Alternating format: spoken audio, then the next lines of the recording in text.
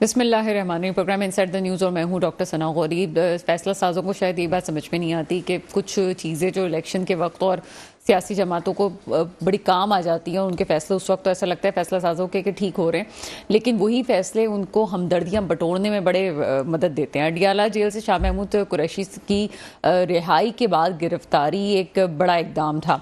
ये पहले भी कहा जा रहा था कि जैसे जैसे जैसे वक्त करीब आता जाएगा, एक के बाद एक मुकदमात में पीटीआई की क़यादत को उलझाया जाएगा, लेकिन इस वक्त जो एक सिंपैथी वाला फैक्टर है वो बहुत ज़्यादा उभर के सामने आ रहा है। लोग शायद उस मामले को भूल गए हैं कि 9 मई को क्या हुआ था या 6 मई को क्या हुआ था या उससे पहले जमानत पार्क में क्या कुछ होता रहा। ये बात ना सिर्फ पीटीआई की क़यादत खुद भूल गई है, बल्कि खुद भी बहुत सारे लोग, उनके चाहने वाले भी भूल गए। हाँ, ये ज़रूर है कि साबिक वज़ीर ख़ारजा का इस तरह से तज़लील उनकी होना, ये एक सवालिया निशान ज़रूर है, चाहे वो साबिक वज़ीर ख़ारजा हों या फिर कोई भी मुल्क के हमारे साबिक जो वज़ीर आज़म होते हैं। हम 2 दफ़ा अपने साबिक वज़ीर आज़म को जेल की सलाखों के पीछे देख चुके हैं। एक दफ़ा नवाज शरीफ साहब को भी और दूसरी दफ़ा इस वक्त बानी पीटीआई को भी हम सलाखों के पीछे देख रहे हैं। लेकिन तमाम मामलात में सवाल ही पैदा होता है कि एक तरफ किसी चीज़ की बड़ी हाइप क्रिएट की जाती है, उसके बाद जो है किसी को चोर डाकू भी साबित किया जाता है और फिर अचानक से वो बहुत अच्छा भी हो जाता है। यहाँ पे पीटीआई के हवाले से एक और चीज़ जो सामने आई है वो ये कि साबिक चेयरमैन पीटीआई के कागजात नामजदगी एक NA 122 में उस पर एतराज़ उठाया और ये कहा गया है कि ये इस वक्त इलेक्शन लड़ने के अहल नहीं है। इस पर तो फैसला क्या होगा वो तो आगे की बात है, लेकिन साथ ही साथ तोशाखाना केस में भी सज़ा की मौतली वाला मसला इस वक्त झुमका तो कायम है। चूँकि इस वक्त छुट्टियाँ हैं और इस वक्त कोर्ट पूरा बैन जो है वो इस वक्त मुकम्मल नहीं है, तो ये कहा जा सकता है कि कानूनी तौर पर 30 दिसंबर से पहले तो ये चीज़ें सामने आ ही नहीं सकती। और अगर ज़्यादा डिले होता है इस मामले में तो फिर ये सवाल ज़रूर बनता है कि आगे चेयरमैन पीटीआई का मुस्तकबिल, बानी पीटीआई का मुस्तकबिल क्या होगा। आया वो सियासी धारे में शामिल हो सकेंगे, ये तमाम इलेक्शन के प्रोसेस में शामिल हो सकेंगे, नहीं हो सकेंगे, ये अभी सवालिया निशान है। आगे जो चीज़ आज हमें नज़र आई है वो बेनज़ीर भुट्टो साहिबा की बरसी बनाएगी। 16 बरस बीत चुके हैं और 16 बरस बीतने के बावजूद भी कोई खातिर ख्वाह नतीजा हमें सामने नहीं नज़र आया कि हमें पता हो कि आखिर उनकी शहादत के पीछे क्या वजूहात थी। ये एक बहुत बड़ा सवालिया निशान है। जबकि पीपल्स पार्टी की भी गवर्नमेंट रही है, लेकिन उसके बावजूद भी बीबी शहीद के हवाले से कोई ख़ास चीज़ें हमें नज़र नहीं आई। एक ऐसी खातून जो जुर्रत का एक ख़ास निशान बन के पाकिस्तान में उभरी और बहुत सारी ख़वातीन के लिए वो उनका सर ना सिर्फ फ़ख्र से बुलंद होता है, बल्कि ख़ुद भी पाकिस्तान के लिए भी वो एक ऐसा नाम थी जिन्होंने पूरी दुनिया में पाकिस्तान का नाम रोशन किया। बहादुरी और जुर्रत की दास्तान रकम करती हुई बेनज़ीर भुट्टो साहिबा को हमसे बिछड़े हुए आज 16 साल हो गए। साथ ही साथ उनकी बरसी के मौके पर जब जुलूस से जलसे से खिताब करते हुए बिलावल भुट्टो जरदारी साहब बोले तो बहुत जम के बोले। इस वक्त बिलावल भुट्टो जरदारी साहब कमोबेश वही ज़ुबान इस्तेमाल करते हैं जो हमें बानी चेयरमैन पीटीआई बोलते हुए नज़र आते थे, लेकिन इस वक्त किसी भी पार्टी की तरफ से कोई खातिर ख्वाह मंशूर हमें नज़र नहीं आता कि वो अगर आगे आएंगे। हम प्रोग्राम से पहले भी कह चुके हैं कि नैरेटिव क्या देंगे, वो आवाम के लिए क्या ऐसी चीज़ें जो लेके आएंगे, लेकिन बिलावल भुट्टो जरदारी साहब बड़े क्लियर हैं कि उन्हें करना क्या है। नौकरियों की भी बात की, तनख्वाहें डबल करने की बात की और साथ ही साथ बिजली के फ़ी यूनिट को 300 यूनिट को उन्होंने मुफ्त गरीबों को देने के लिए हवाले से बात की। मुस्तहक लोगों के हवाले से उन्होंने बात की, यानी कि कोई ना कोई तरक्की का ऐसा अमल है जिसके हवाले से बिलावल भुट्टो जरदारी साहब कहते हैं दावे हो सकते हैं, बातें हो सकती हैं, लेकिन आगे जो इलेक्शंस आ रहे हैं अगर किसी ने कारकर्दगी नहीं दिखाई, आगे कुछ नहीं हुआ, तो कम से कम इस इलेक्शंस में तो आप कुछ भी कर ले, लेकिन 2028 में किसी भी सियासी पार्टी का मुस्तकबिल बिल्कुल ही दाव पे लगा हुआ है। सब आवाम ये चाहते हैं कि तब्दीली हो, बेहतर हो। कराची स्टॉक एक्सचेंज के जो मामलात हैं वो भी आपके सामने शदीद मंदी देखी गई है और हमें कुछ दिनों पहले तक जब बहुत अच्छी चीज़ें लग रही थी तो इसी प्रोग्राम में मैंने आपसे बहुत दफ़ा कहा था कि हमारे पास डेवलपमेंट के कोई ऐसे प्रोजेक्ट नहीं है जिसको हम आगे परसू करके हम ये कह सकें कि जनाब हमारी इकॉनमी बेहतर हो रही है। इकॉनमी बेहतर सिर्फ डेवलपमेंट के आपके प्रोजेक्ट्स के हवाले से हो सकती है, लेकिन अभी भी हमारी कौम के पास, हमारे हुक्मरानों के पास, हमारे फैसला साजों के पास कोई ऐसी पॉलिसी नहीं है कि आप ये कह सकें कि पाकिस्तान की इकॉनमी बेहतर होगी। हाँ, ये ज़रूर है कि जो लोग हुकूमतें लाते हैं, गिराते हैं या जो कुछ भी होता है, सियासतदान करें या इस्टेब्लिशमेंट करें, ये सूरत सामने आ चुकी है। ख़ास तौर पर जो क़ुव्वतें हैं उनके सामने भी कि हर तरह से जो मुल्क की बका है वो सिर्फ और सिर्फ इकोनॉमी पे डिपेंड करती है, सियासत पे डिपेंड नहीं करती है। ये बात सबको समझ में आ जानी चाहिए कि इस वक्त रोड मैप देने की ज़रूरत है कि आगे मामला कैसे बेहतर हो सकते हैं। लेकिन अनफॉर्चुनेटली इस वक्त कोई भी किसी के पास भी कोई रोड मैप मौजूद नहीं है। ये एक अलार्मिंग सूरत हाल है जिसके हवाले से हम मुतअद्दिद दफ़ा बात कर चुके हैं।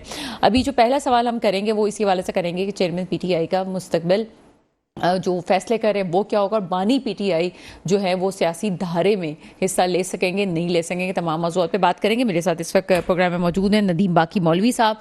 आप तज़ियाकार हैं, इस प्रोग्राम में आपको वेलकम करते हैं। बहुत शुक्रिया जी, थैंक यू। और हमें कुछ देर में ज्वाइन करेंगी सना हाशमी साहिबा। आप सीनियर तज़ियाकार सहाफ़ी हैं, एंकर पर्सन हैं, और हमें कुछ देर में वो भी ज्वाइन करेंगी। और हम कोशिश करते हैं कि पीपल्स पार्टी से भी हमें कोई ज्वाइन करे ताकि हम आज के दिन के हवाले से बात करें। बिलावल भुट्टो जरदारी साहब के बयानात के हवाले से भी बात करेंगे। पहले चलते हैं नदीम बाकी मौलवी साहब की तरफ। नदीम बाकी मौलवी साहब, इस वक्त पीटीआई पे बड़ा कड़ा वक्त है, लेकिन साथ ही साथ एक और पहलू जो इसमें आता है, नजर आता है कि क्या सिर्फ कड़ा वक्त है और उनकी आजमाइश है, या कुछ उनकी अपनी गलतियां भी थी जिनकी सजा वो आज भुगत रहे हैं? देखिए, जो उन्होंने किया अब उनके सामने आ रहा है। मैं अगेन कहूँगा, क्या अवाम जो है गुलाम है और सियासी लोग बादशाह हैं? क्योंकि जब इनको पुलिस पकड़ती है तो कहते हैं देखें जी बहुत गलत हुआ, और जब अवाम को पकड़ती है इसी अंदाज में तो कोई आवाज़ नहीं उठती। तो अगर उस टाइम पे किसी भी हुकूमत की मैं बात कर रहा हूँ, उस टाइम पे ये तय हो जाए कि जनाब चाहे आम आदमी हो, सियासतदान हो, कोई भी हो, उसके साथ तरीके से बर्ताव किया जाएगा। इंसाफ का तकाजा तो यही है कि जनाब जो बादशाह के साथ हो वही जो है अवाम के साथ हो। जो हुकूमती लोग जिस तरह से बर्ताव करते हैं अपनी हुकूमत में, मैं ये नहीं कहूँगा, किसी भी पीटीआई की बात नहीं करूँगा, मैं पाकिस्तान मुस्लिम लीग नून की बात नहीं करूँगा। आज 70 सालों से हम देखते आ रहे हैं, जिसकी हुकूमत होती है वो कहता है मैं बिल्कुल ठीक हूँ, और फिर जब उसी के ऊपर वही वक्त आता है तो वो कहता है बड़ा जुल्म हो रहा है। और अवाम को जो है वो बताया जाता है कि देखें जनाब आपके लीडर के साथ क्या हो रहा है, मगर ये नहीं बताया जाता कि अवाम के साथ तो हर दफ़ा ऐसे ही होता है। चाहे वो आप पास्ट में ले लें, प्रेजेंट में ले लें, कभी भी ले लें, अवाम के जो मसले मसाइल हैं उनके ऊपर बात नहीं होती कि जी अवाम को कब अदालत से इंसाफ मिलेगा, कब अवाम के लिए रात 12 बजे अदालत खुलेगी, कब अवाम को इज्जत के साथ जो है पुलिस वाले लेके जाएंगे, बेशक वो मुजरिम क्यों नहीं, मगर अगर मुजरिम है भी तो एक तरीके से लेके जाए। ये सारी चीज़ें उस वक्त हम डिस्कस कर सकते हैं जब हम देखेंगे कि जनाब कोई एक ऐसा हुकूमत तो हो जो कि अपने तौर अपने वक्त पे ये तब्दीलियां लेके आए। दूसरी बात जो आपने कही जनाब के मईशत की, स्टॉक मार्केट की, सर हम मईशत की बात करते हैं, लेकिन पहले ज़रूरत इस अमर की है। जो सुबह से कुछ वीडियोस वायरल हुई हैं उनको वायरल किया जाता है, या तो मुझे ये समझ नहीं आता कि ऐसी चीज़ें इतनी हब्बड़ दब्बड़ में होती क्यों हैं, इतनी जल्दी जल्दी रवानी में क्यों होती है। अगर शाह महमूद कुरैशी साहब को गिरफ्तार करना ही था, चाहे वो कोई भी उनके ऊपर इल्ज़ाम थे, तो ऐसे भी तो हो सकता था कि वो घर जाते, घर से जाके उनको जो है वो गिरफ्तार कर लिया जाता। क्या ये ज़रूरी था कि इस तरह से लोगों के सामने एक हिजान की कैफियत पैदा की जाए, और उनको जिस तरह से फ़ौरन से सुप्रीम कोर्ट के ऑर्डर्स मिले, उनकी रिहाई हुई, उसके बाद फ़ौरन से अडियाला जेल से उनको गिरफ्तार भी कर लिया गया, और उसके बाद रावलपिंडी पुलिस ने उनको गिरफ्तार किया, और फिर नामालूम जगह पे वो बख्तर बंद गाड़ियाँ उनको लेके गई हैं। अभी तक हमें नहीं पता कि वो कहाँ पे हैं, कल तक हमें उनका हवाले से पता चल जाएगा। लेकिन ये जो हिजान की कैफियत क्यों पैदा की जाती है? देखिए, ये हमारे यहाँ एक कल्चर क्रिएट हो चुका है। आप देखेंगे, मैंने यही बात जो मैंने शुरू में कही ना कि ये कोई नई बात नहीं है। एक आम आदमी को भी जब पकड़ते हैं इसी तरह पकड़ते, बल्कि इससे बदतर तरीके से पकड़ते हैं। और रहा सवाल पॉलिटिकल लीडर को नामालूम जगह पे ले जाना, ये मैं समझता हूँ कि इसलिए होता है क्योंकि पता है कि जनाब अगर लोगों को पता लगता है वहाँ पे हंगामागाही हो जाती है, लोग हुजूम लेके आ जाते हैं, हुल्लड़बाजी होती है, फिर एक आदमी उस हुल्लड़बाजी में अगर कहीं शहीद हो जाता है, फिर कहा जाता है जनाब हुकूमत के लोगों ने कर दिया, फिर कहा जाता है पुलिस वालों ने मारा, फिर पुलिस वालों, यानी कि ये एक ऐसा माहौल क्रिएट किया जाता है सिर्फ एक लीडर की वजह से, जिसकी वजह से ऐसे वाकयात होते हैं। तो हमारे यहाँ पे यही देखा जाता है। अब हम हर कोई कह रहे हैं जनाब शाह महमूद कुरैशी साहब की वीडियो देखें, मैं कहता हूँ ऐसी वीडियो मैं आपको रोजाना दिखा सकता हूँ आम आदमी के साथ जिस तरह हो रहा होता है। तो उस टाइम पे लोग क्यों नहीं कहते? अच्छा, ये बड़ी अच्छा, आप देखिए एक सोशल मीडिया का एक रेला निकलता है जो कि उनका प्री प्लान्ड होता है कि जनाब ऐसा कोई मौका मिले। मेरा मेरा और क्वेश्चन हम यही उसको रेज हो रहा है ना कि आखिर इस किस्म की वीडियोस बनाने क्यों दी जाती हैं, आखिर इस किस्म की चीजें सामने आती क्यों हैं। इस मामले को बहुत स्मूथली भी तो हल किया जा सकता था। जरूरी था कि इतना तैश में लाने वाली बात के आवाम को भी तैश में लिया है और मीडिया के पास भी एक हाइप मिल गई। लगता है कि किसी एक चीज से नजर हटाने के लिए दूसरी चीज पे लगाया जाता है। देखिए यही मसला है हमारे यहाँ है ना, मीडिया को यूज किया जाता है और फिर जर्नलिज्म को बदनाम किया जाता है। ठीक है, अब आप देखिए जो मीडिया, जो मेन स्ट्रीम मीडिया है, जो जर्नलिस्ट है, वो अपनी जिम्मेदारी बखूबी जानते हैं, मगर एक वो मीडिया है जो आपको सोशल मीडिया के थ्रू मिलता है, जिसे सनसनीखेज बना दिया जाता है और उसको उस मौकिफ पे पेश किया जाता है जिस मौकिफ की तरफ वो जाना चाह रहे हैं। तो आप देखिए हर चीज के अंदर आजकल पिछले 2017 से, मैं कहूंगा 18 से, ये एक पैरेलल मीडिया शुरू हो गई, वो है सोशल मीडिया की, और जिसकी कोई एथिक्स नहीं, कोई कंट्रोल नहीं, क्योंकि ये वो मीडिया है जो कि मैं समझता हूं पाकिस्तान से बाहर से भी यूज हो सकते हैं, कहीं से भी यूज हो सकते हैं। हमारे फेक न्यूज का ना सिलसिला खत्म हो रहा है, ना हमारी एजान की कैफियतें खत्म हो रही हैं, हम और उस पर कंट्रोल भी नहीं कर पा रहे। उसकी वजह क्या है कि हमारे यहाँ लोगों को एजुकेट नहीं किया। देखिए इसको कंट्रोल तो दुनिया में कोई भी नहीं कर सकता कि आप यूट्यूब को रोक दें, ऐसा हो नहीं सकता, सारी दुनिया को पता है, या कोई भी टिकटॉक या। लेकिन सर ऐसा नहीं है, यहाँ पे हमने ईरान की भी पॉलिसीज देखी हैं, हम चाइना की भी पॉलिसीज देखते हैं, वो बहुत हद तक इन चीजों को कंट्रोल करने में कामयाब हुए मगर हैं। फिर आप वही ईरान, वही चाइना को आप कहते हैं जी जनाब डेमोक्रेसी नहीं है, ये तो देखे ना, यहाँ पे देखे किस तरह से लोगों को कंट्रोल कर रहे हैं मीडिया। फिर आपका इंटरनेशनल जो वो लोग होते हैं वो आप ही की तरफ उंगलियां उठाते हैं। दुनिया भर से कहा जाता है जनाब देखें ईरान जो है ना सही नहीं दिखाता, कंट्रोल कर रहा है, बहुत सख्ती कर रहा है अवाम के, ह्यूमन राइट्स, यूनाइटेड नेशन, सारी कुछ। पाकिस्तान के अंदर देखिए हर किस्म की आज़ादी दी है, मगर उस आज़ादी बोलने का तो नाजायज सर हम फायदा बहुत कुछ उठा बोल रहे हैं। देते हैं, लेकिन ईरान शायद तरक्की के रास्ते पे गामजन होने वाला वो मुल्क है जो बहुत सारी पाबंदियों के बावजूद भी इस वक्त एक मजबूत इकोनॉमी के साथ बैठा हुआ है। और अफगानिस्तान वाले मसले को अभी हमने परस्यू किया, अभी हम देख रहे हैं, बहुत पहले ईरान इन चीज़ों से निपट चुका और रेफ्यूजी वाले मसले को बहुत पहले तरीके से हल कर चुका था। ये वो चीज़ें हैं जो हमें दूसरे ममालिक से सीखनी चाहिए। लेकिन बहरहाल ब्रेक के बाद अभी भी कुछ तशनगी रह गई है शाह महमूद कुरैशी वाले केस के हवाले से। एक छोटा सा ब्रेक लेते हैं, ब्रेक के बाद बात करते हैं। ब्रेक के बाद आपके सामने हाजिर हैं और सना हाशमी साहिबा भी हमें ज्वाइन कर चुकी हैं, लेकिन पहले नदीम बाकी मौलवी साहब से एक क्वेश्चन जो है वो करेंगे।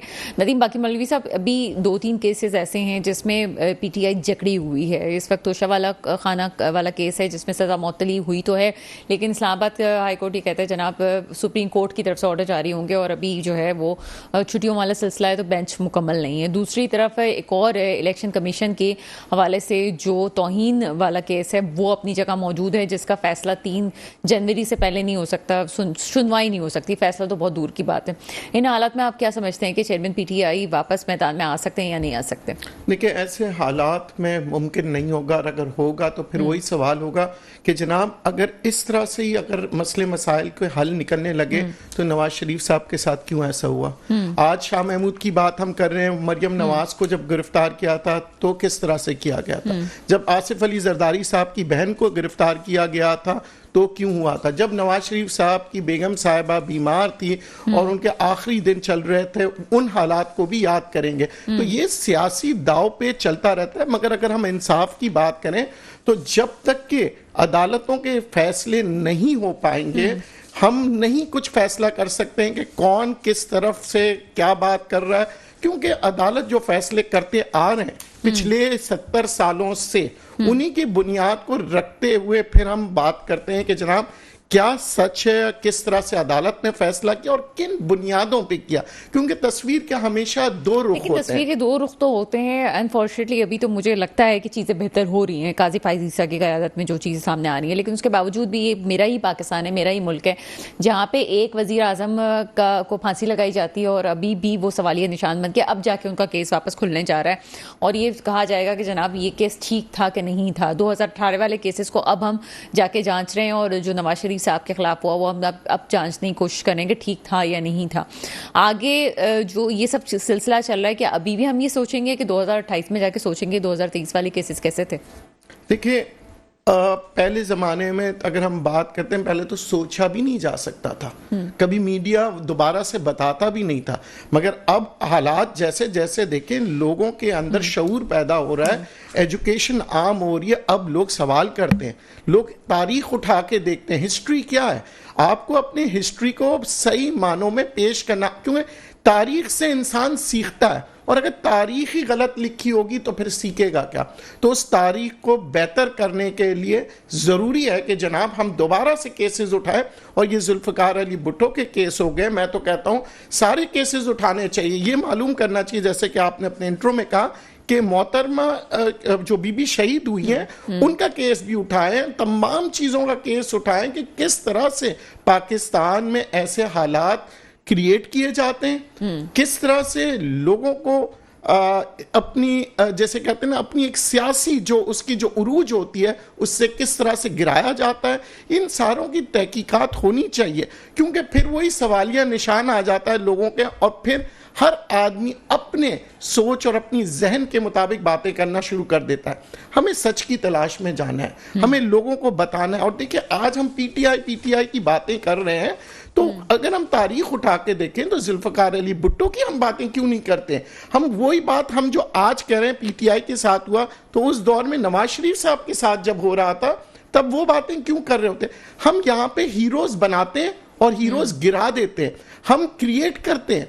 तो ये जो हीरोज होते हैं, आप देखें हर जगह पे एक क्लाइमेक्स पे आके फिर पता लगता है जनाब ये तो हीरो नहीं थे, ये तो चोर थे। ये पता लगता है कि जनाब ये तो मुल्क के लिए खैर खा नहीं थे। तो ये या तो टू फेस पॉलिटिशियंस है हमारे पास, जो कि एक चेहरा हमें जो दिखाते हैं अलग होता है और अंदरूनी तौर पे अलग होता है। अच्छा, मुझे बड़ी हैरत होती है आपकी जो बात आप कर रहे हैं कि बड़ी आसानी से हम नेल्सन मंडेला से खुद को मिला लेते हैं। उनको किसी को ये भी नहीं पता कि किस तरह से उन्होंने जद्दोजहद की, किस तरह से इनकलाब होता क्या है, और खुद के पाबंदी सलासत रहते हुए उन्होंने किस तरह से चीज़ों को फेस किया। वाकई एक आप कह सकते हैं कि तब्दीली आई तो वो कैसे आई। इस वक्त नवाज शरीफ साहब के हवाले से भी कहा जाता है कि जनाब वो एक नेल्सन मंडेला है। दूसरा मुझे नहीं पता किस तरह से वो नेल्सन मंडेला, लेकिन अगर वाकई ऐसा कुछ चीज़ थी तो उनको बाकायदा वापस से जेल की सलाखों के पीछे जाके देखना चाहिए था और फेस करना चाहिए था सब कुछ। लेकिन इस वक्त जो सॉफ्ट कॉर्नर मिल रहा है, ये भी तो तारीख याद रखेगी कि बड़े सॉफ्ट कॉर्नर दिया गया है। देखिए, यही तो हमारे मसले मसाइलों के हल की तलाश हम जाते नहीं हैं। ये जो सॉफ्ट कॉर्नर्स होते हैं वो क्रिएट किए जाते हैं। ये देखिए, सोशल मीडिया के थ्रू मैं एक सिंपल सी मिसाल दूंगा। हमारे वो लीडर नहीं है जैसे कायदे आजम थे, उनको पता था कि उनकी बीमारी उरूज पे पहुंच चुकी है, मगर उन्होंने कहा मेरी बीमारी से इंपॉर्टेंट है मेरी अवाम। तो ये जो हमारे लीडर्स जेल में जाते हैं तो वो कहते हैं जनाब बेशक मुल्क के हालात जैसे भी कर दें, एक दूसरे से नफरतें फैला दें लोगों के अंदर, आप देखें जिस तरह से क्रिएट किए जाते हैं।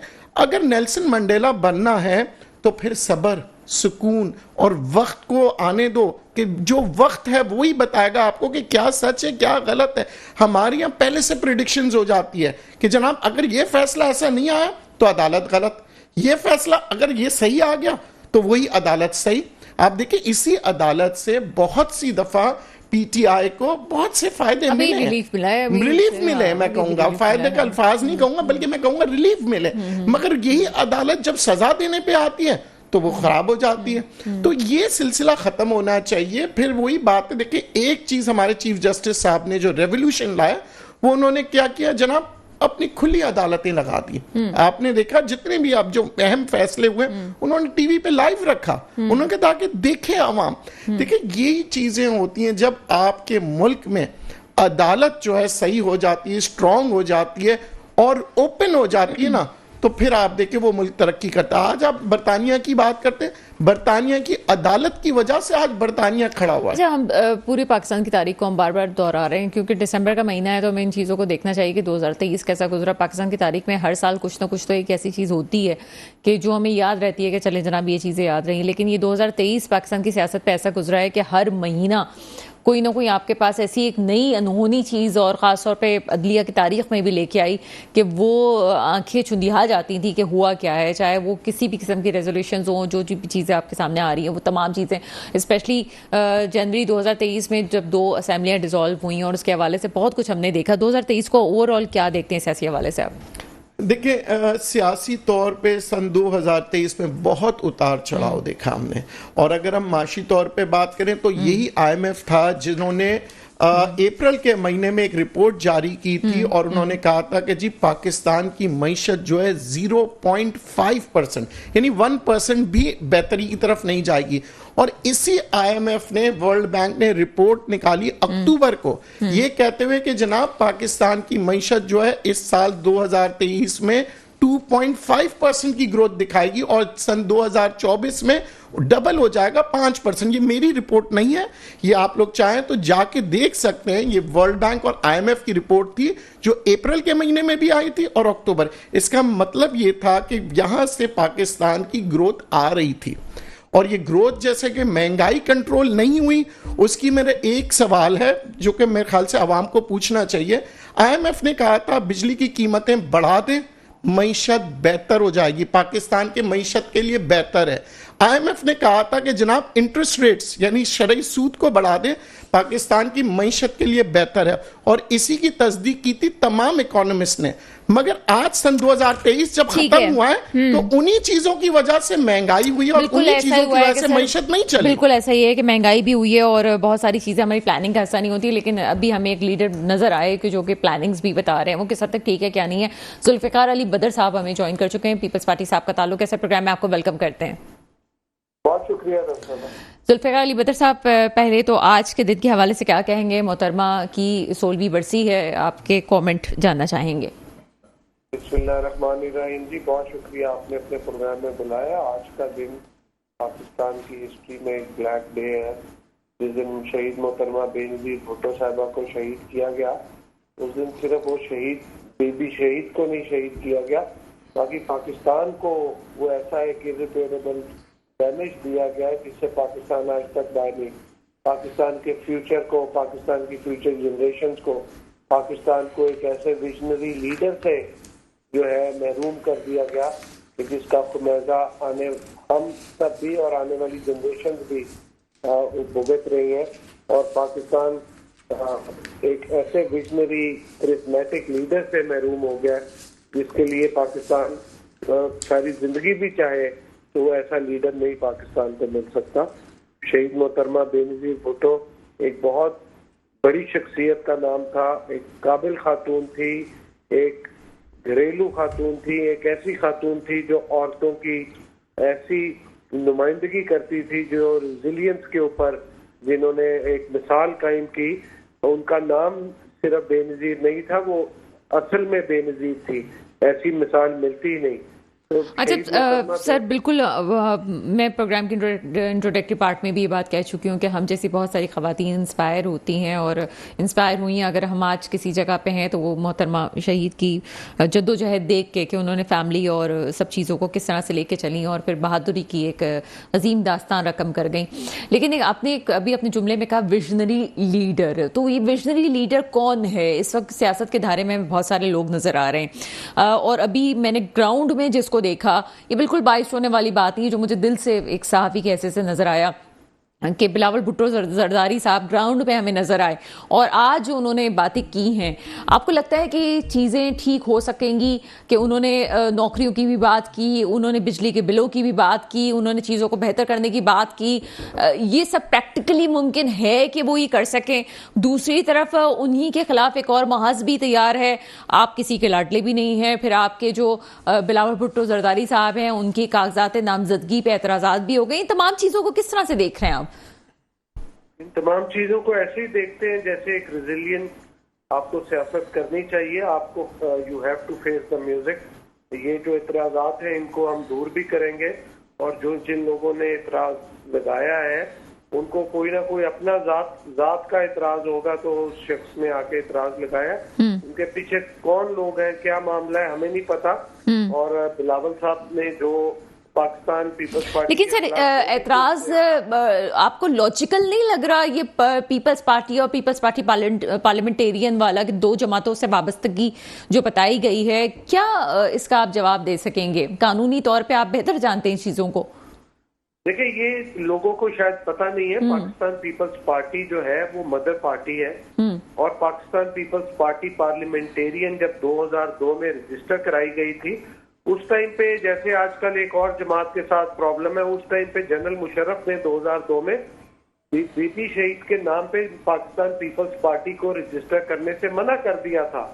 तो उस टाइम पे उनका सिंबल भी रोक लिया था और फिर पाकिस्तान पीपल्स पार्टी पार्लियामेंटेरियन रजिस्टर कराई और फिर हमने कहा कि तीर का सिंबल जो है पीपल्स पार्टी पार्लियामेंटेरियन को दें। जैसे पाकिस्तान पीपल्स पार्टी का विमेन विंग है, उनकी प्रेसिडेंट है, पाकिस्तान पीपल्स पार्टी का लॉयर्स विंग है, पाकिस्तान पीपल्स पार्टी का यूथ विंग है, पीपल्स पार्टी के दीगर विंग्स है। इस तरह पाकिस्तान पीपल्स पार्टी का पार्लियामेंटेरियन भी एक विंग था। अगर वो पार्टी रजिस्टर्ड नहीं हुई थी उस टाइम पे तो इसका उससे कोई वो नहीं था। वो पीपल्स पार्टी पार्लियामेंटेरियन के नाम से ही सियासत चल रही थी और उसी के नाम से इलेक्शन था। और आज भी जो पीपल्स पार्टी पार्लियामेंटेरियन है वो ही मेंटेन करती है तीर का निशान। और हम तमाम लोग जो पाकिस्तान पीपल्स पार्टी के अंदर हैं या उसके ओहदेदार हैं या उसके साथ वाबस्तगी रखते हैं, हम इलेक्शन पाकिस्तान पीपल्स पार्टी पार्लियामेंटेरियन के निशान के ऊपर लड़े, क्योंकि ये पीपल्स पार्टी का एक विंग है। तो उससे कोई फर्क नहीं पड़ता अगर कोई 3P की जगह 4P लिख दे। ये दोनों सिस्टर कंसर्न ऑर्गेनाइजेशन है जिसको, यानी कि आप ये कहना चाह रहे हैं जुल्फिकार अली बदर सर, आपके पास कानूनी तौर पे इसका पूरा जवाब मौजूद है और आप ये समझते हैं कि ये डिसमिस हो जाएगा, इसमें कोई बात आगे नहीं है, ये ऐसा ही है सर? बिल्कुल ऐसे ही है। इसके अंदर कोई लॉजिकल कोई ऐसी चीज है नहीं कि ये दो पार्टियां हो और डिफरेंट एंटिटीज हो। ये एक ही पार्टी और एक ही पार्टी का विंग है। क्योंकि 88 से पहले पाकिस्तान पीपल्स पार्टी के जो 77 तक निशान होता था वो तलवार का निशान होता था, जुल्फिकार, तो उसके निशान पे इलेक्शन लड़ते थे। फिर उसके बाद 85 में जो इलेक्शन हुआ उसमें पीपल्स पार्टी को हिस्सा नहीं लेने दिया गया और पीपल्स पार्टी ने बाइकाट किया। और क्योंकि गैर जमाती इंतखाब था, 88 में जब तलवार का निशान मांगा तो उन्होंने तलवार का निशान नहीं दिया, हमारा निशान तीर मिला हमें। तो तीर जो निशान है वो पीपल्स पार्टी का हो या पाकिस्तान पीपल्स पार्टी की पार्लियामेंटेरियन का हो, उसके विंग का हो, तो बेसिकली ये पीपल्स पार्टी की जो है मिरास है, पीपल्स पार्टी का अपना इंटरनल इशू है और उसकी रजिस्ट्रेशन, उसका सारा मामला ये हमारे इंटरनल इश्यूज है। इसके ऊपर कोई कानूनी कदगन नहीं है। और अच्छा, खैर ये इंटरनल इश्यूज वाली बात पे तो अगर आप बहुत टाइम पहले पार्ट में आते तो मैं बहुत तफसील से आपसे पूछती हूँ इंटरनल इशू वाला मामला। तो इस वक्त पीटीआई का भी बड़ा डिस्कस किया जा रहा है, इसको हम बाद में डिस्कस करेंगे। पहले मुझे ये बताइए आप कि इस वक्त लाहौर हल्का जो है वहाँ पे NA 122 से कागजात नामजदगी पे सवाल उठा है।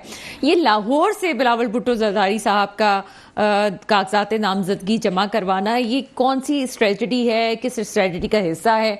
क्या आप समझते हैं कि पंजाब में आपके कदम इतने मजबूत हैं और ख़ास तौर पे चेयरमैन को वहाँ से पेपर्स जमा करवाना ये चैलेंजिंग सूरत हाल थी? आप समझते हैं कि नहीं जनाब बहुत आसान है, क्योंकि अगर चेयरमैन वहाँ किसी इलाके से हार जाता है तो वो पार्टी पे बड़ा असर पड़ता है। क्या आप समझते हैं कि इसके पीछे आपकी क्या सियासत है, या आप समझते हैं बड़े कॉन्फिडेंट हैं आपके हो ठीक है जनाब हो जाएगा, ये सीट हमारी है? पाकिस्तान पीपल्स पार्टी के चेयरमैन बिलावल भुट्टो जरदारी साहब एक विजनरी आदमी है, एक बोल्ड आदमी है, शहीद मोहतरमा बेनजीर भुट्टो के बेटे।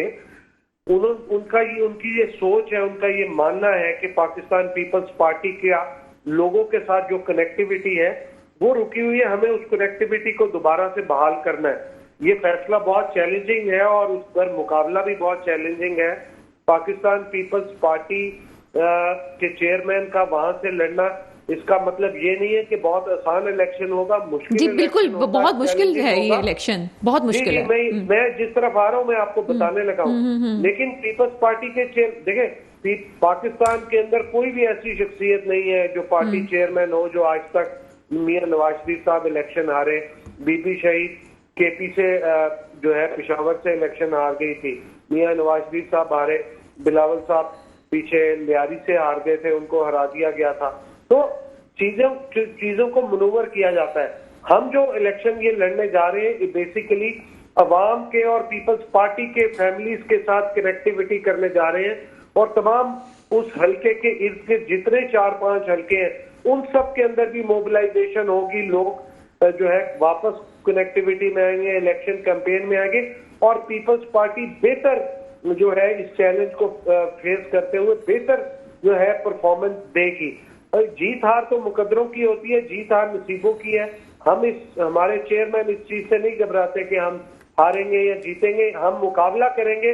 We will fight, we will face the music and we will bring people on board. Peoples Party दोबारा से मोबिलाइज करने जा रही है लाहौर के अंदर, पंजाब के अंदर, जहाँ पे आज भी हर दूसरे घर में पीपल्स पार्टी मौजूद है और हम चाहते हैं कि उनके साथ दोबारा से एक्टिविटी करके कनेक्टिविटी की जाए और उस एक्टिविटी के नतीजे में जो कनेक्टिविटी होने जाएगी वो पीपल्स पार्टी को इलेक्शन के बाद की भी सूरत हाल में फायदा देगी।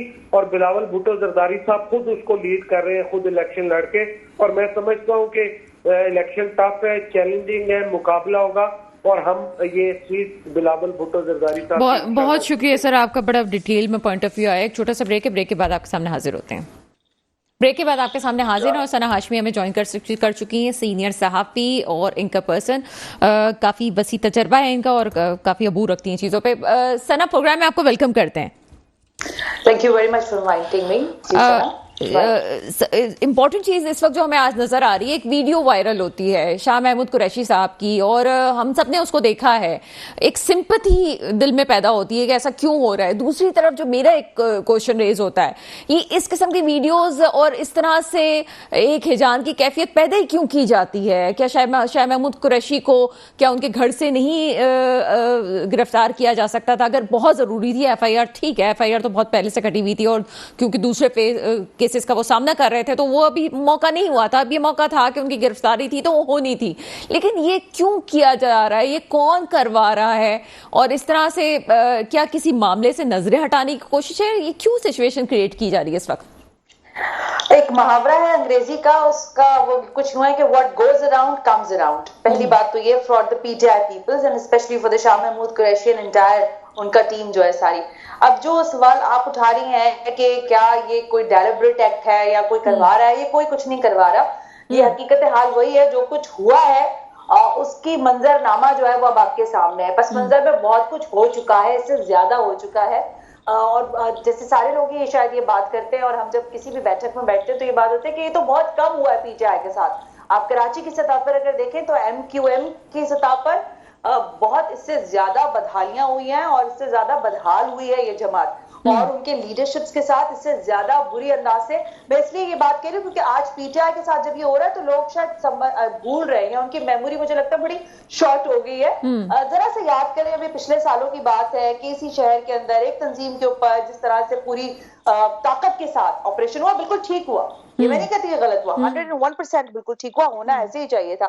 लेकिन वहां से जब तकलीफ हो रही थी, वहां से जब लोग उठाए जा रहे थे, वहां से लोग मारे जा रहे थे, जब कोई पार्टी नहीं बात कर रही थी, आवाज नहीं उठ रही थी, उस वक्त कोई बात नहीं कर रहा था। अब एक पार्टी के साथ ऐसा हो रहा है तो लोग कह रहे हैं शायद ये बहुत बुरा हो रहा है। मैं एडमिट करती हूँ कि बुरा हो रहा है, लेकिन ये सबके साथ ही हुआ है। देखिए अभी पाकिस्तान पीपल्स पार्टी के रिप्रेजेंटेटिव आपको नहीं लगता सना कि ये वाला जुमला जो सबके साथ हुआ ये भी थोड़ी ज्यादती हो जाएगी? क्या हमें ये कहना चाहिए कि जो उन्होंने किया है उसकी भी तो सजाएं हैं ये सब कुछ? Of course, that's what I'm saying ना। मैंने आपसे स्टार्ट में कहा what goes around comes around। मैंने इसीलिए इस बात से शुरू किया कि जब आप लोगों को गिरफ्तार करते थे, जब मरियम बीबी के कमरे में कैमरास थे कराची के अंदर, जब वो तशरीफ लेकर आई थी, जिस तरह से इस्तेहसाल किया गया था, मैं किसी खातून होने का एज हासिल करने की बात नहीं कर रही, एक पॉलिटिकल बिहेवियर की मैं बात कर रही हूँ। मियां नवाज शरीफ साहब के साथ जैसा तैसा गलत सही अच्छा बुरा अकामा पे हुआ, पैनामा पे हुआ, जो कुछ भी हुआ, वो कोई अच्छा तर्ज अमल नहीं था। मुंह पे हाथ फेर फेर कर खान साहब कहते थे कि मैं तुम्हें जेल से तुम्हारे AC निकलवाऊंगा, मैं तुम्हें बिस्तर नहीं दिलवाऊंगा। तो ये पॉलिटिकल लोगों का तरीका नहीं होता। देखिए आसिफ अली जरदारी साहब से लोगों के हजारा इख्तिलाफात होंगे और यकीनन है भी, लेकिन जो उनका तर्ज सियासत है उससे सब मुत्तफिक है। यानी वो अपनों को भी साथ लेकर चलते हैं और गैरों को भी मिलाने की जो उनके अंदर ताकत है वो मौजूद है। सो बीइंग अ पॉलिटिशियन ये हम्बलनेस आपके अंदर होनी चाहिए, जो कि खान साहब की इंटायर पार्टी में नहीं थी, क्योंकि खुद खान साहब में नहीं है। अगर खान साहब शायद ये थोड़ी सी जी अच्छा, एक और क्वेश्चन, क्योंकि वक्त कम है, मैं चाहती हूँ कि बहुत जल्दी आपसे क्वेश्चंस कुछ करती चलूं। यहाँ पे इस वक्त शाह महमूद कुरैशी साहब पे भी एक सवाल उठता है। कुछ अरसे पहले तो जब पीटीआई की विकेटें गिर रही थी और बुरा वक्त था, तो ये समझा जा रहा था कि सबसे पहले शाह महमूद कुरैशी साहब ही उस वहां से गायब हो जाएंगे, या ये भी एक था कि पूरी पीटीआई को शाह महमूद कुरैशी साहब कंट्रोल कर लेंगे। शाह महमूद कुरैशी साहब की अगर हिस्ट्री देखी जाए या उनकी फैमिली की हिस्ट्री देखी जाए तो हमेशा कंप्रोमाइजिंग सिचुएशन में रहे हैं। कभी एस्टेब्लिशमेंट से कभी उन्होंने सामना करने की जुर्रत नहीं की है, अगर वो पीपल्स पार्टी में भी थे या कहीं पे भी वो रहे हैं। लेकिन उसके बावजूद इस वक्त पूरा एंटायर डिफरेंट सिनेरियो लग रहा है। आपको लगता है कि क्या शाह महमूद कुरैशी साहब से कुछ वादे किए गए थे जिसको वफा होने की उम्मीद बाकी नहीं रही है, या उनका माइंडसेट चेंज हो गया है? क्योंकि हिस्ट्री तो नहीं बताती कि शाह महमूद कुरैशी साहब या उनकी फैमिली कंप्रोमाइजिंग सिचुएशन में कभी गई हो। क्या समझती हैं आप? अरे सवाल बड़ा इंटरेस्टिंग है, मैं इसका जवाब बड़ा डिटेल देना चाहती हूँ, लेकिन आपके पास वक्त कम है। देखिए, बात यह है कि बहुत सारी पिक्चर्स या मंजरकशी ऐसी कर दी जाती है शख्सियात के बारे में कि लगता है अगर ये नहीं होंगे तो फिर कुछ भी नहीं होगा। तो शाह महमूद कुरैशी के बारे में भी पाकिस्तान तहरीक इंसाफ में भी और उसके बाहर भी ये एक पूरा, जिसे कहते हैं कि पूरा हाला बनाया गया था कि शायद शाह महमूद कुरैशी ही है जो पार्टी को बचा कर ले जाएंगे और इमरान खान से छीन कर अगर वापस देनी होगी तो शाह महमूद कुरैशी के दामन में जाएगी। ऐसा कुछ होना नहीं था।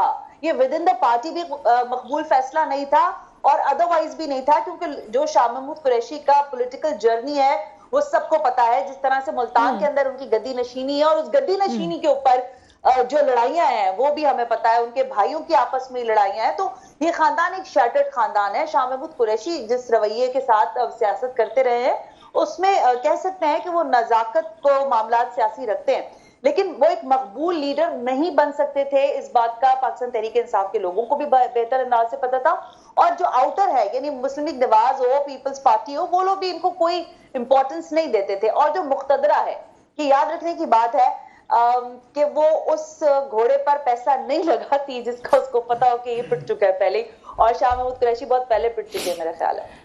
अच्छा, चलें एक और सवाल के इसी रुख पे चाहते हैं। अभी पीटीआई को बहुत सारे मसाइल का सामना है, एक के बाद एक केसेस आ रहे हैं, और अभी जो रीसेंट चीज सामने आई है वो तोशाखाना केस के हवाले से है कि वो बहुत जल्दी कर रहे हैं कि इस केस को निपटाया जाए। सजा मौतली वाला मसला है, साफ कह दिया गया है कि ये मसला भी नहीं हल हो सकता और 30 तारीख के बाद देखा जाएगा। आगे एक और केस है जो कि तौहीन इलेक्शन कमीशन वाला है। ये केसेस का सिलसिला जो चलता रहेगा तो आप बानी पीटीआई का मुस्तकबिल क्या देख रही हैं? क्या वो उनको रिलीफ मिल जाएगा वक्त से पहले, या इस वक्त आप मंजरनामा धुंधला है?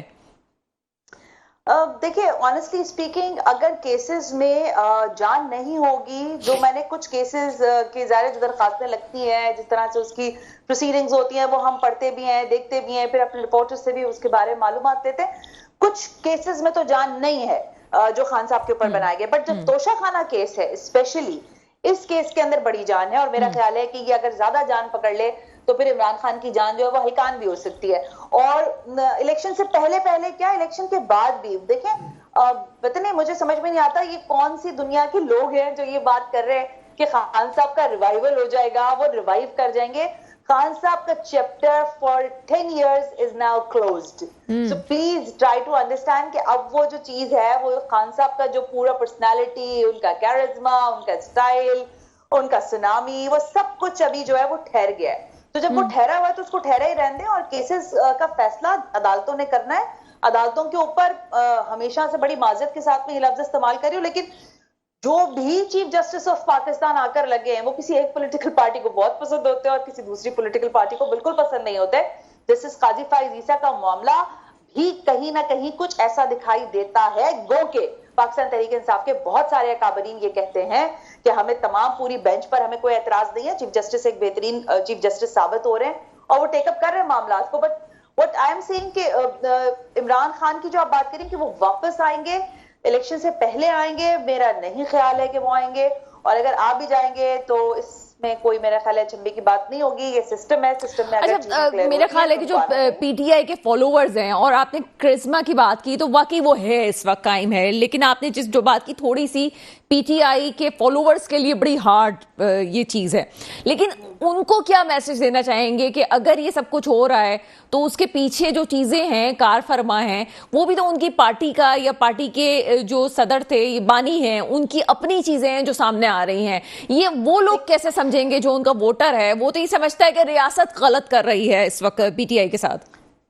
सबसे अहम बात यह कि रियासत आपकी दोस्त है, रियासत है तो आप हैं और मैं हूं, और रियासत है तभी इमरान खान साहब थे, तभी उनकी पार्टी थी और आइंदा भी होगी। देखिए पॉलिटिकल सिस्टम जो है किसी एक को हटा, मैं पहले छोटी सी एक बात कर दूं, हालांकि काफी डिटेल जवाब है, लेकिन जिस पोलराइजेशन की बुनियाद इमरान खान साहब की पार्टी ने सोसाइटी के अंदर इनबिल्ट कर दी है, मेरा ख्याल है ये बहुत खतरनाक है। देखिए सोशल मीडिया के ट्रेंड्स बनाना, लोगों को बुरा भला कहना, बस बाज हद तक तो गाली गलोच के अल्फाज इस्तेमाल करना सोशल मीडिया पर शख्सियात के लिए, देखें अच्छी बुरी हो सकती है, लेकिन इस तरह का तर्ज सियासत मैंने ना पढ़ा था, ना हमारे जो सीनियर्स हैं उन्होंने हमें कभी बताया, और ना हमने अपने पूरे कैरियर में कभी देखा।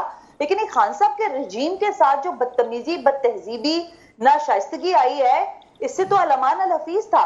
लेकिन इमरान खान साहब के फॉलोअर्स को मैं यहाँ से क्या मैसेज दूंगी, बाकी सारी दुनिया लिख रही है, पढ़ रही है, देख रही है, आप खुद ट्वीट्स पर देखती होंगी। देखिए बहुत ठहराव की जरूरत है, वक्त के रैले के साथ, पानी के बहाव के साथ बहना, जोश और जज्बात के साथ बातें कहना बहुत आसान होता है, लेकिन जरा ठहर के सोचें कि बहैसियत सियासी जमात आप कहां खड़े हैं। आज पाकिस्तान तहरीक इंसाफ के तमाम तर लोग, बहुत सारे सीनियर एमपीएस, एमएनएस जो रहे हैं इस शहर से, हमारी खुद उनसे बातें रही हैं, बैठकें रही हैं, मुलाकातें रही है, और जब खान साहब नई वजीर आजम बने थे, मुझे लिख के देने को तैयार थे कि देखें आप लिख के रखे 2018 में अगर खान वजीर आजम ना बना तो हमसे आप पूछेगा, और हकीकत हाल ऐसा ही हुआ। लेकिन खान साहब की पॉलिटिक्स में उन्होंने पॉलिटिकल पार्टीज को डेंट दिया है, उन्होंने पॉलिटिकल सिस्टम को डेंट दिया है, इस रियासत को डेंट दिया है, तो रियासत ऐसे तो बेयर नहीं कर देगी ना चीजों को, ना ये ऐसे आपको आसानी से जाने दिया जाएगा। सो उनके फॉलोअर्स के लिए सोचने की जरूरत है कि खान साहब अगर दोबारा वापस आते हैं for any kind of frame, तो उस फ्रेम के बाद वो किस तरह की सियासत करेंगे, क्या वही तर्ज सियासत लेकर आगे चलना चाहते हैं, या फिर उसमें कोई रिफॉर्म इन सेंस कि वो बैठे मौलाना फजल रहमान के साथ, उनको जो डीजल कह के जलसों में आवाजें लगाते थे, this is not fair at all. अगर वो आसिफ अली जरदारी को 40 चोर कह के बुलाते थे तो दिस इज नॉट ऑन, मतलब आप ये नहीं कह सकते। अगर आप मियां नवाज शरीफ साहब को पता नहीं न जाने क्या क्या अलकाबात से नवाजते थे, तो ये ना कीजिए। ये आप अपने देखिए जो यूथ है ना 62%, वो पर्सनैलिटी पे जा सकती है, उसको पर्सनैलिटी अच्छी लग सकती है मरियम नवाज की, उसको पर्सनैलिटी अच्छी लग सकती है इमरान खान साहब की, बट जो असल हकीकत है वो ये है कि यहाँ पर सियासत बाबों ने करनी है। बाबों की तरबियत, जेरे तरबियत जो बच्चे अच्छे हैं, जो यंग बच्चे हैं, वो सीख रहे हैं। और मैं बड़े मुबालगा राय के बगैर ये बात कह रही हूँ, गो के बिलावल की सियासत से बहुत सारे इख्तिलाफात होंगे, लेकिन द वे ही स्पीक्स वो नजर आ रहा है कि एग्जैक्टली मैं बहुत एग्री करती हूँ आपकी बात से। एग्जैक्टली बहुत शुक्रिया सना हाशमी साहब, बड़ी तफसील से साहिबा, बड़ी तफसील से आपने चीज़ें बताई, बहुत शुक्रिया आपका। आप स्टूडियो में चलते हैं, नदीम बाकी मौलवी साहब कुछ लम्हे हमारे पास मौजूद हैं। पाकिस्तान की इकोनॉमी पे आप क्या बात करेंगे, खासतौर पे स्टॉक मार्केट के हवाले से? देखिए स्टॉक मार्केट में उतार चढ़ाव नजर आता है, मगर जब हम स्टॉक मार्केट की बात करते हैं उसकी वजूहात होती है सबसे पहले डॉलर की कदर में कमी आएगी और रुपए में इजाफा होगा तो आपको स्टॉक मार्केट में नजर आएगा। पेट्रोल की कीमतों में कमी आएगी तो आपको स्टॉक मार्केट में नजर आएगा। उसके अलावा हम देखेंगे कि जब इंटरनेशनल रिलेशनशिप आपकी अच्छी होगी, MOU साइन हो गए आपके 10-10, 20-20 अरब डॉलर के, तब आपको स्टॉक मार्केट में उसकी नुमाया तौर पर नजर आएंगे। मगर उसके साथ साथ मंदी भी आएगी, क्योंकि जब हम बात करेंगे कि जनाब बिजली की कीमतों में और मजीद इजाफा होगा तो उसमें भी थोड़ा सा दबाव दिखाई देगा। ये सारा मजमुआ होता है, उस मजमुए को लेके जब मार्केट चलती है, आगे को देखते हुए लोग मार्केट आगे का सोच रहे होते हैं। जैसे कि मैंने आपसे अर्ज किया कि IMF ने जो रिपोर्ट दी थी, IMF वर्ल्ड बैंक से ज्यादा अच्छा कोई नहीं जानता, उन्होंने अप्रैल में दी थी 0.05%, यानी कि 1% भी नहीं था। और उसी IMF ने जब रिपोर्ट दी तो जनाब अगर हम बात करेंगे अक्टूबर की, उन्होंने कहा 2.5%। तो आप देखें, अगर आप स्टॉक मार्केट को गलत कहते हैं, आप IMF की रिपोर्ट को गलत कहते हैं, तो ये सारे मजमुआ होता है जो मार्केट को मूव करता है। बिल्कुल ऐसा यहाँ ही है, पे सर। प्रॉफिट टेकिंग होती है और लोग अखबारों में डाल देते हैं कि जनाब मार्केटिंग क्रैश कर गई, इसे इस्तेमाल किया जाता है पॉलिटिकल वे में। मैं अगेन कहूंगा कि इस मुल्क में अब हमें एक शऊर पैदा करना पड़ेगा, हमें ये सोचना पड़ेगा अच्छा, शऊर से शख्सियात से ज्यादा मोहब्बत ना बहुत करें, शुक्रिया अपने नदीम। आप से करें और आवाम से करें। बहुत शुक्रिया नदीम बाकी मौलवी साहब, बहुत अच्छी बात की। और शब्बर जैदी साहब का मुझे वो बातें याद आ रही है जब वो सीट पे थे तभी वो कह चुके थे पाकिस्तान डिफॉल्ट कर गया, उस वक्त बड़ी तनकीद हुई थी। लेकिन मैं ये समझती हूँ तमाम चीजों के साथ भी कि अगर पहले की जो प्रिडिक्शंस होती है वाकई जो लोग बात करते हैं तो उसी पे उस वक्त अमल कर लिया जाए और देख लिया जाए आंखें खोल के कि क्या हो रहा है, तो वाकई तमाम चीजें सामने आ जाएंगी। बात एक और जो अभी सामने आई वो जाते हुए कहना जरूरी है कि वो बाबाओं की सियासत वाली बात जो सना हाशमी कह गई बड़ी पॉजिटिव बड़ी अच्छी बात थी, वो नहीं चल सकता। और अगर भी कोई ये समझता है कि पॉलिटिकली कोई बड़ी मेच्योर फैसले कर रहा है तो सिर्फ पीटीआई के हवाले से बात की जाए तो गौहर साहब का चेयरमैन बनना भी कोई इंटेलेक्चुअल कोई फैसला नहीं था। बड़ी 1 साल पहले उन्होंने पीटीआई ज्वाइन की और उसके बाद आपने उनको चेयरमैन बना दिया, ये भी फैसला वक्त से पहले सही नहीं हुआ, ये भी सोचना चाहिए था पीटीआई को। बहरहाल बहुत सारे चैलेंजेस है, दुआ वो ये जो हमेशा होती है मेरे मुल्क पे वो हुक्मरान आए जो वाकई मेरे मुल्क के मुस्तकबिल की हिफाजत करें। इसके साथ ही प्रोग्राम का वक्त खत्म होता है, मुझे इजाजत दीजिएगा, खुदा हाफिज।